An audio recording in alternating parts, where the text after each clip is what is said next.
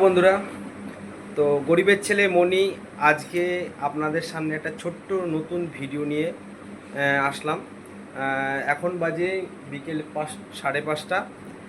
আমরা একটা ভালো একটা কাজে যুক্ত হতে যাচ্ছি, যা আরজি কলের ব্যাপার নিয়ে সারা বিশ্বের মানুষ যে একটা যন্ত্রণাদায়ক ব্যাপার হয়ে দাঁড়িয়েছে, তার ন্যায় বিচারের জন্য আমরা রানাঘাটের গ্রামবাসীবৃন্দ, হিজুলি 1 নম্বর পঞ্চায়েতের সকল গ্রামবাসীদের নিয়ে একটা ছোট্ট অনুষ্ঠান, একটা র্যালি আমাদের এই গ্রাম থেকে বেরোচ্ছে। সেই অনুষ্ঠানে তাদের ন্যায় বিচারের জন্য আমরা সেখানে অংশগ্রহণ করছি। তো চলুন, সঙ্গে থাকুন, সাথে থাকুন, দেখতে থাকুন।